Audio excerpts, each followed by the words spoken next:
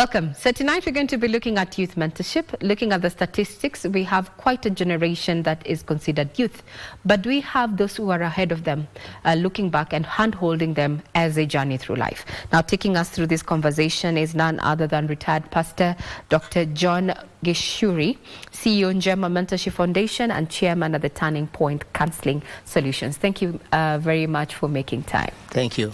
The question, when you talk about mentorship, how does mentorship look for you, Mr. John GICHUIRI?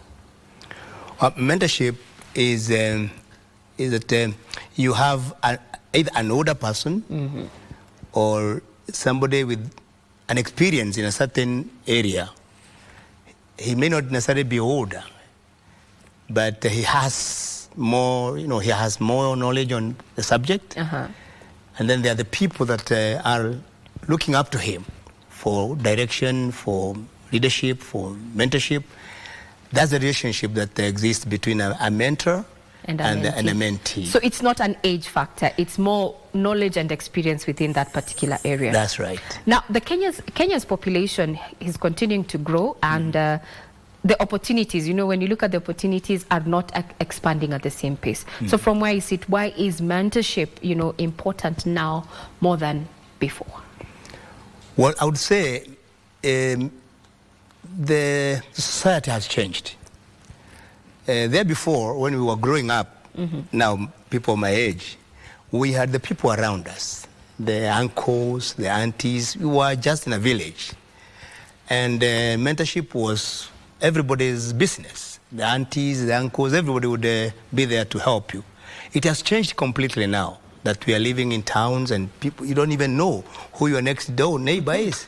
And so I think mentorship is more required now than before. All right. That points to a challenge, or rather a gap. So in your view, what are the main gaps, within what is affecting the mentorship structures? You've said we are now in the cities.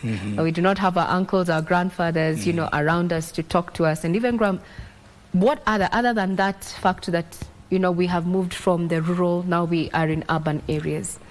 What else? I would also say that those people who are supposed to give mentorship or are thought to give mentorship don't have the time. We are looking at teachers, for example, in our institutions of learning, primary, secondary, university. There's so much load on the teachers that they don't have time to sit and, hey, how are you doing? They don't have that time. They only come do their duty as teaching. They have no time free where they could engage with young people in mentorship. So that's, I find that to be a real gap that we find right now in the society we are living in. So in looking at the education system right now and the learning institutions, a majority of students and pupils spend quite the number of years within these learning institutions. Where do you place guidance and counseling? Is it also can it be used to leverage and enforce mentorship in these institutions? Yes, it was supposed to. But it was supposed to. But it's not really doing it, because you find that like in the previous system of education, that was too much of academic and all that. There was no time for that. Yes, it could be there, it could be slotted on the timetable, but practically it wasn't being done. The teacher would spend that time to do some mathematics and these other examinable subjects. And so it was there, supposedly, but then the practicality was lacking. And so could be with the new CBE curriculum-based education, could be we may expect better changes as we go through, because it's not so much about now competition as it used to were during the 844 system of education. Now, from the learning institutions, let's look at modeling, or rather mentorship within now the society, and we look at the family unit. When you look at the statistics that we have, is a majority of these households are single parent households. How is this now affecting that social strata where you're supposed to learn from a peer? Single moms are raising boys, single fathers are raising girls. How do we address that issue? That is where now I would say the church would supposed to come in. The church. The church would come in and fill those gaps. In the church, there are all manner of people. And that's what I'm advising, counseling the churches, that the church should form the community that has lacked now since we came to town. I am asking the elders in the church should kind of form a bond where the young men in the church can easily come to them. The ladies, they can be the aunties in the church. So what we lost previously when we came to town should be found in the community of the church. And I think that's where now, even if a single mother was there, the elders there would fill in and provide the father figure that would be lacking in her house. All right. Now, yeah, you have experience within the church, being that you're a retired pastor. Some of the feedback that you're getting, they're questioning, is the church ready to be the mentor? Because single parents are often shunned from the networks within the church. What's your take in regard to that matter? Well, I would say where... In some churches, that is. Okay. Let me talk about my church, which I have a more knowledge. Yeah. In 1997, thereabout, when I was pastor in Kibera Church, I'm from the Seventh-day Adventist background, I saw that need, that the single parents, and especially they were ladies.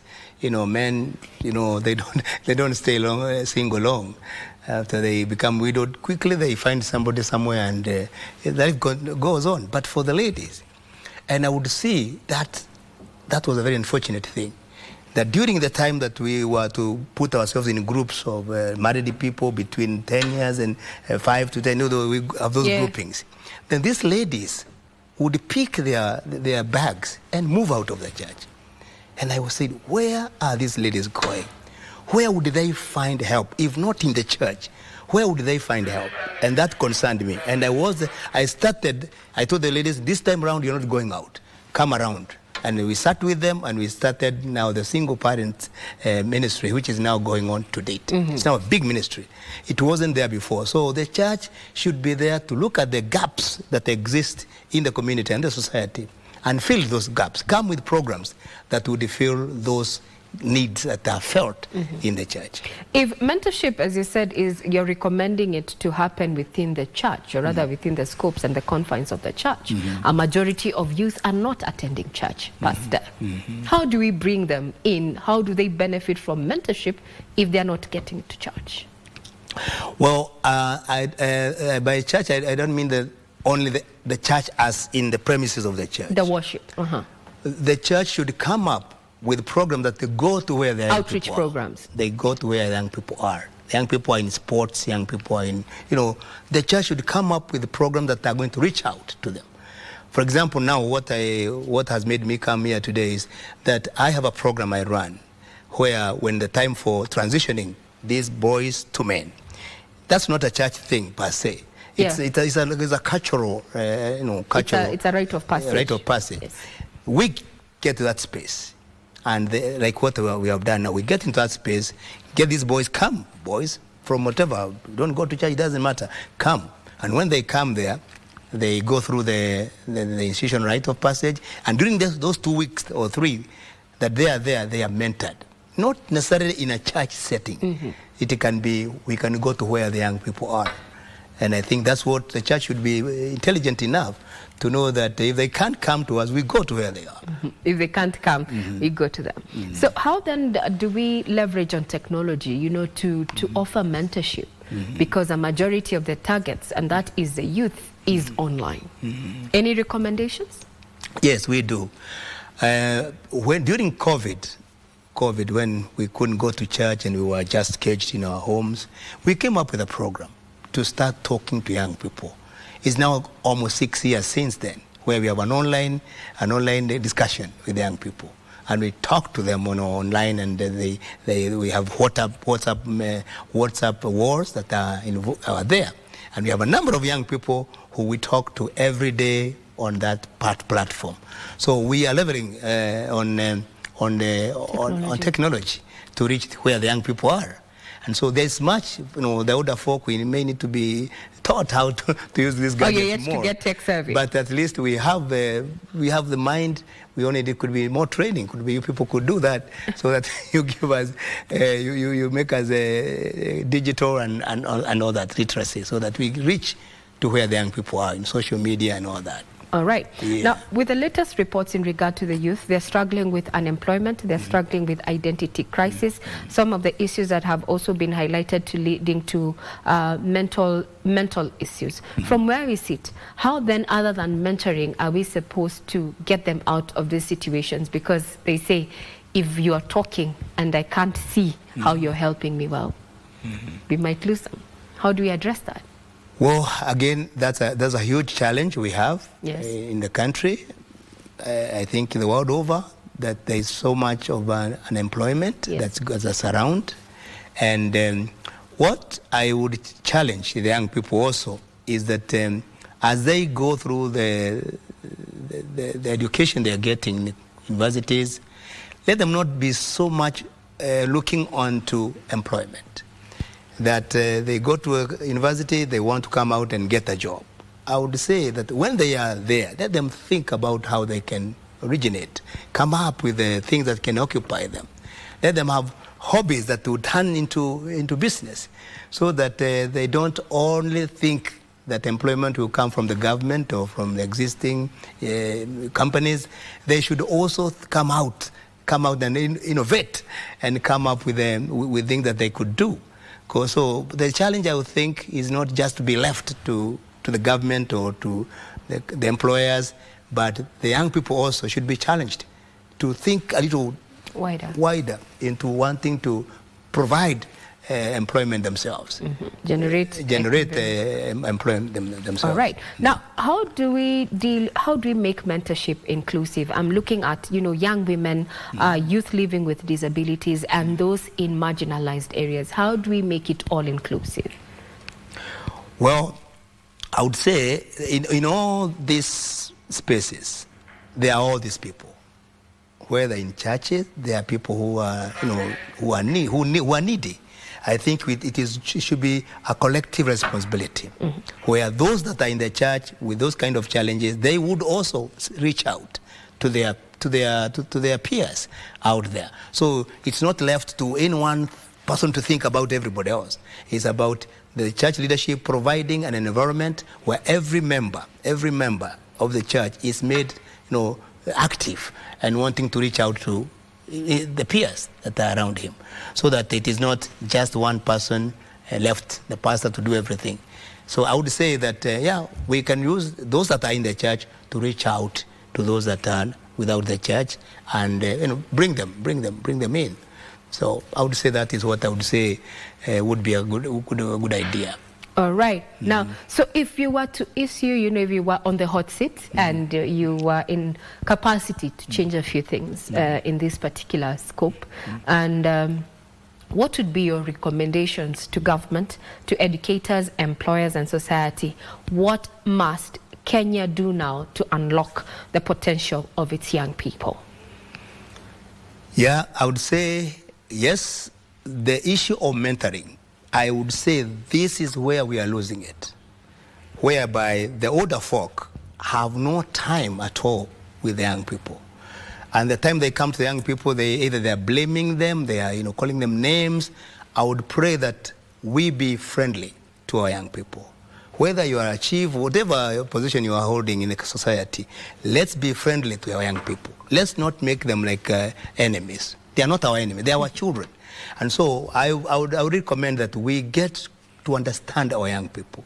We make them friends, we come to them, to their level, talk their language even.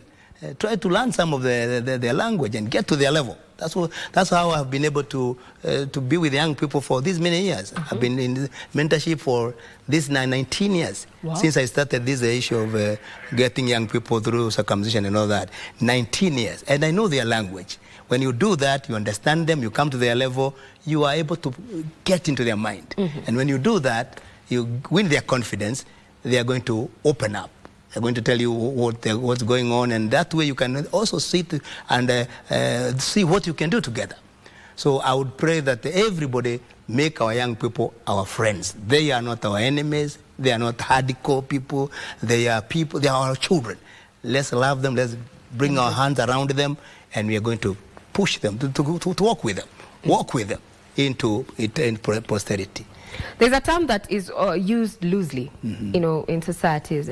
Huyu ni kichwa ngumu. This is a hard-headed person. What do you say to such words that when they are, used to describe the youth, as you've said? That's very unfortunate. I don't think anybody should be branded that way. It's a branding, which is very bad.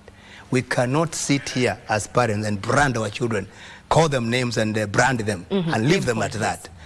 I would say that we don't do that. We don't brand our young people. They may make mistakes, like we all did. During our time, we did our mistakes. And I am only imagining if our parents just clambered us and called us names, where would we be? Would be not here. So now that is our time. Now we are the people on these seats of parenthood and fatherhood, grandfatherhood. Let us be loving to our young people. Let's love them. Let's not call them names. Let's not brand them. But get close to them, talk to them, understand them. They are very nice people. I have dealt with them and I know they are nice people. They can go to the level that you want. As long as you understand them, walk with them, mentor them, be there for them.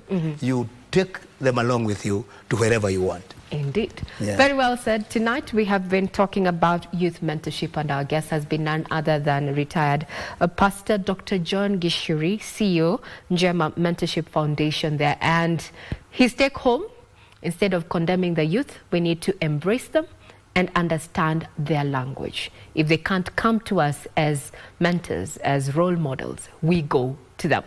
I'm Regina Manyara. We bring Sunday Express to a close.